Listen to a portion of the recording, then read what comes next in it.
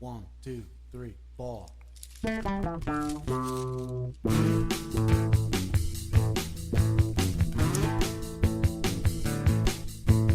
gave you all I had to give, and I've done the best I can. So now it's up to you to finish what I began. Yes, I will always love you, and I'll be there just for you. So in all that you do, my child, to yourself you must be true. So promise me that you will fight for what it is that you believe. No matter what you do in life, it's in the giving that you'll receive. Wherever the road may take you, those you meet along the way, promise me that you will count your blessings every day. And a very good day, or a very good night or morning, whenever you happen to catch this. To you, Jason Hawes here, back once again on American Faith Today. And back once again, yes, we are still in the book of Daniel, in the 9th chapter in this book of Daniel, in our Father's Word. And hopefully, certainly my intention on this particular podcast is to finish up the 9th chapter of Daniel. And don't have a whole lot to do. We've got about 25, 26 verses or so to get through the book of Daniel. So we should be able to do that without hopefully too much of a problem. The meat of the book is going to come, or the meat of the chapter rather, is going to come once we get to about verse 20, 21, maybe even a couple verses after that. 24 in particular is, I suppose, where we could say the real meat begins, from 24 to 27, which ends the chapter. And so we should be able to get through it tonight, or I should say tonight, at least as I'm recording this, it's tonight. It's actually kind of early in the morning. And I should be trying to get some sleep here in a little bit, even though I don't work today, or tonight, today, tomorrow, whatever. I'm confusing myself now at this point. But I will say this, I do have Sunday off, but I do have a little bit of a complication that if I can maybe request a prayer that things work out right, or things work out without too much harm being done to not so much to me, but to my bank account. I already had to purchase a new car, a new used car, so to speak, this month. And I found out today that car, and I'm not sure how it came about, but that car actually has an oil leak at the bottom of it. I think it was fine, or I hope it was fine when I got it. It seemed to be in pretty good shape. And we're wondering, I had a day where I was on the interstate, actually on my way to work, and a semi in front of me blew a tire. The tire exploded. A piece of that tire, actually a small piece, actually hit my windshield, and I don't know if it was the same piece. I think it was a different piece, more than likely. But I actually did run over another piece of that tire, and we're wondering if maybe that didn't do something to the oil pan or oil pan gasket. It's hard to say. Sometimes something like that can happen. Sometimes age and wear and tear on the car. It does have. Again, my budget. I picked up a car that was a little bit older, with about 140,000 miles on it when I got it, and so sometimes age and wear and tear and parts at that stage sometimes, of course, do wind up needing to be replaced. But again, I'm hoping that it's not something that's going to kill me financially. So again, if you would be so kind to pray that it's as painless as humanly possible I would have to say I would certainly appreciate that. But anyway, enough of that, and getting back into the book of Daniel, trying to get in a better mindset, and hopefully your week and your days from the last podcast I did, hopefully your life has been going well for you, and very little drama. We all have drama from time to time, but hopefully things have been going well for all of you. And in this 9th chapter in Daniel, we'll pick it up here in the 3rd verse. And this starts Daniel's prayer for his people. And it's a very beautiful prayer that will, again, not emphasize, again, the meat of the chapter is at the end, but we'll certainly try to hit on it and draw out as much of it as we can as we work our way through. So Daniel chapter 9, picking it up at verse 3, this after Daniel had discovered that Judah would be in a period of captivity for 70 years. And after discovering that, Daniel would get to praying right away. Verse 3, and I set my face unto the Lord God to seek by prayer and supplications with fasting and sackcloth and ashes.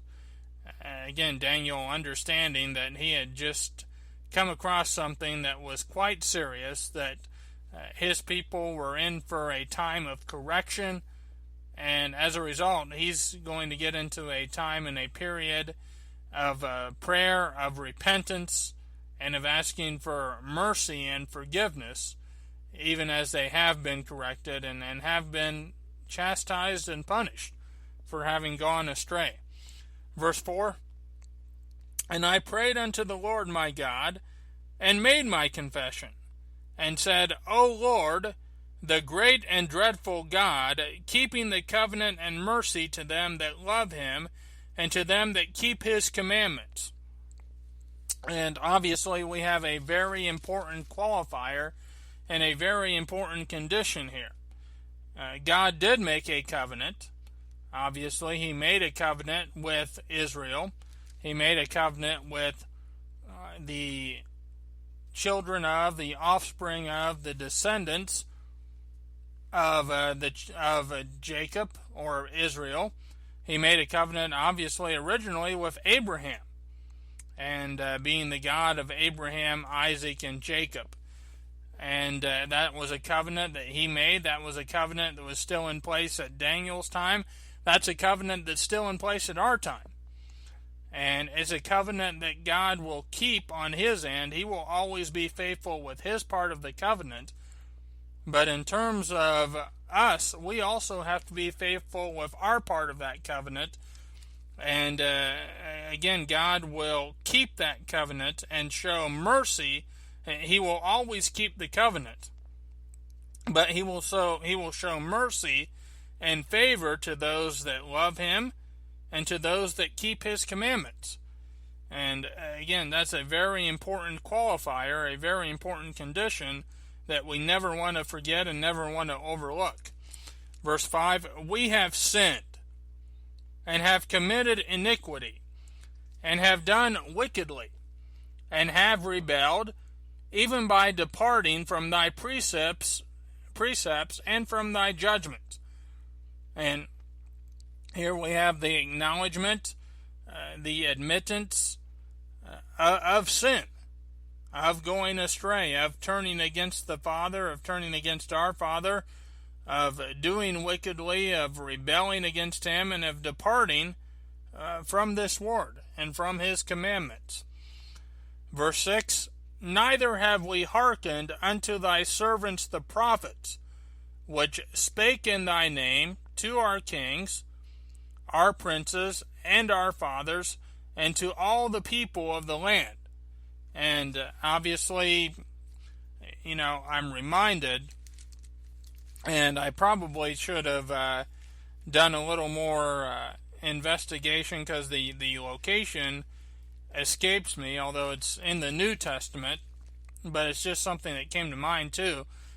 And I believe even I was reminded of this on perhaps a Christian radio station here locally, but you can read, of course, of God basically detailing his sending prophets to people, to his people, to all people in the world, but specifically to his people, to warn, to teach, to share his word and his law and his truth.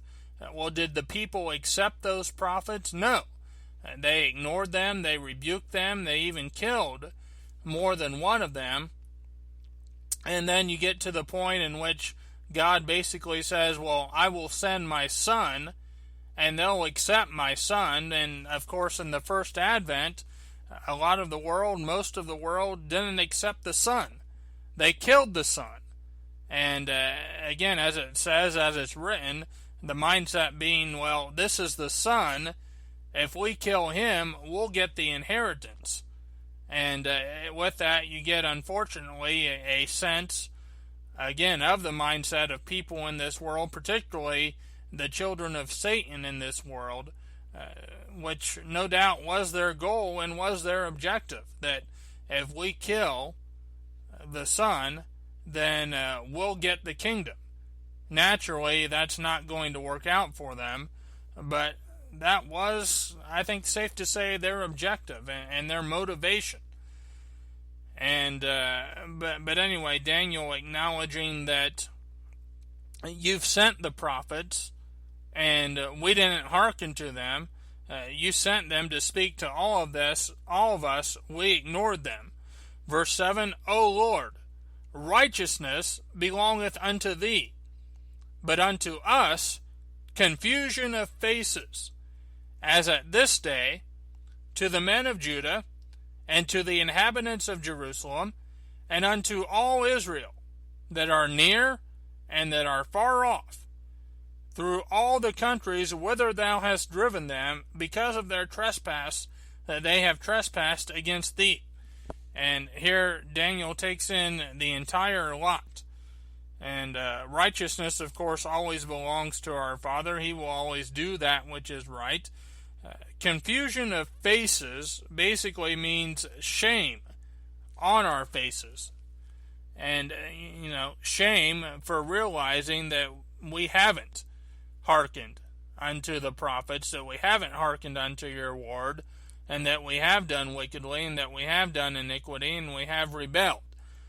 But he takes in the men of Judah, which would be those of that tribe, the inhabitants of Jerusalem, which would be those perhaps of other tribes, no doubt some of the Levitical priesthood, even I'm sure some strangers that were living amongst those in Jerusalem and those of the tribe of Judah, and unto all Israel, including those who were scattered, which was basically all of the tribes of Israel from Samaria, those 10 northern tribes that were scattered by the Assyrian after they were taken captive. And again, this all coming about on all of Israel, on the whole lot, because why? Because the trespass that they had trespassed against God.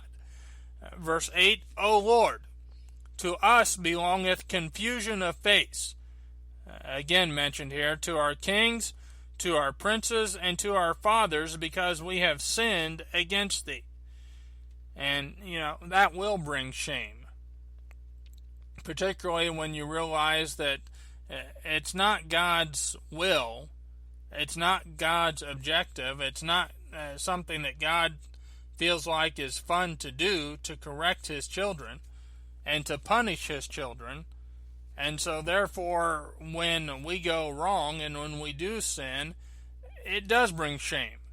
I mean, it should anyway, if you love him.